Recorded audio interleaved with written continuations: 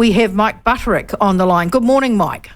Actually, good Morning, afternoon. Tina. How are you? Or good afternoon. Yeah. Yeah. How did that happen? Oh, because this show goes from 10 to 1 and it always feels like it's a morning show, and then you get to 12 o'clock and you forget, and then suddenly it's actually the afternoon.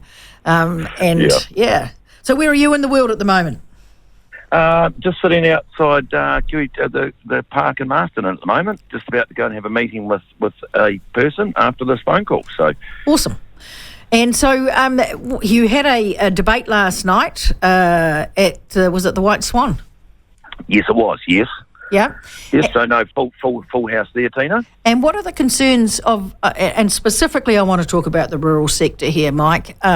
We've got groundswell heading up the coast, I think right now, with their tractors sort of trying to highlight some things. There's a methane accord, science accord, sitting out there too, which I think could become an election issue over the next few weeks. What are the issues from your perspective that are really worrying the rural community? And look, there are a number of issues actually, Tina, and I am incredibly concerned about the rural sector, and that is forestry, sheep and beef, and dairy farmers. They've obviously had some pretty significant damage, post cyclones, and it's also the accumulation of effectively 2 years of pretty wet weather, to be fair. And it's dried out now, but there's we've got challenged infrastructure. They've got challenges getting access around their farms to run their farms properly, and then there's also just the cost. Interest costs have effectively tripled. And then the farm working expenses, your fertiliser, your labour, all those sorts of things have gone up. And then overlaid over top of all of that, you've got this poorly thought out government legislation. And I liken it, it's a little bit like the old possum in the crossroads. Now you know how he feels when there's a vehicle coming from every direction. There's a lot to cope with. It's all happening at the same time. But one of the things I always reiterate when I'm talking the farming community, it's a far bigger community than just those on the farms or in the bush on a chainsaw. It's all the people in our towns, the mechanics, the guys that service the chainsaws. It's our electricians, it's our plumbers. All those people are actually part of the primary sector because they allow us to grow what we grow. And then there's also all the people in our community, in our towns, that also add value to that product when it leaves. Yeah. So it's a significant part of our community and our local economy.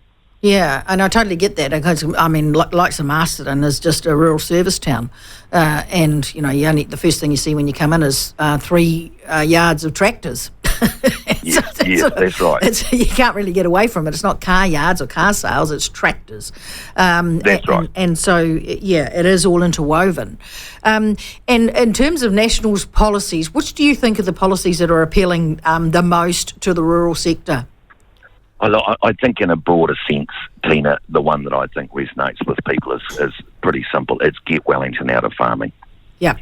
That's the overarching philosophy. For too long, we've had people that are disconnected from reality come up with really poor legislation that is not fit for purpose. So that's effectively our message is, look, let's just get Wellington out of farming and allow people to carry on and do what they do best.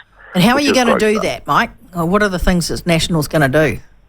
Look, I think one of the things, Tina, and we always talk about this, is local people actually understand their issues. By default, they understand the solutions. So the challenge, or I guess the test, is to actually remind yourself of that and go back and ask them and listen to them and then trust them. And also, too, the premise, if it ain't broke, don't fix it.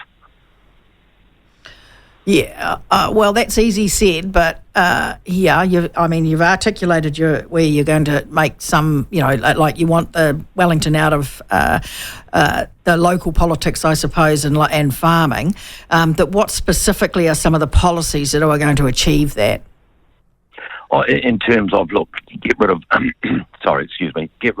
senseless regulations, the no duplication in rules. An example for that, quite often with our farm assurance programs, we have to just come up with a whole set of data, and then we can be asked for that data from a completely different organisation, from numerous organisations. It's about... in different ways, Yeah, look, do it once and just make it standardise it. Those sorts of things not slowing our roads down. All our goods are conveyed on our roads. Yeah. Yeah. If you slow our roads down, it means there's a cost in that. Oh, tell me about it. The productivity on as a result of those changes, and what are they? I think there's a figure on it now. Is it 26 million or something? Those 3 roundabouts or 4 roundabouts have been. Yeah, I think they've spent about 26.5 million. Yeah, but for what? In terms of, look, Tina, some of the senseless spend there, it's like NZTA are proposing to put in 21 raised pedestrian crossings from Marsden to Featherston for 9 million. Yeah. We don't need speed bumps when we've got plenty of upside down ones all over our roads, and they are far more dangerous, right? I tell you what, they're going to have to do something about the bloody potholes between Masterton and Clearville.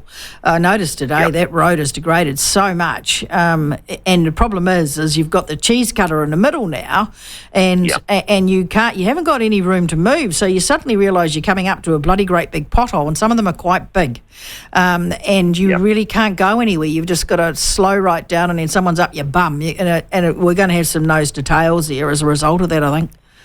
Yeah, and look, I have talked to a few emergency responders. They have had some pretty big challenges getting through as well. Oh, I never thought of that. That would be, Yeah, and so that could have material impact on people. And in terms of just the straight-out speed reduction from Featherston to Carterton, the bit that alarms me, Tina, is there's no evidence of any economic impact analysis being done.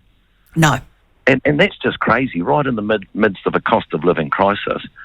I think it's about 92% of our goods are conveyed on our roads. Yeah. And if you slow everybody down, that effectively means it's going to cost more. We all know about paying the piper. Someone's got to wear that somewhere along the way.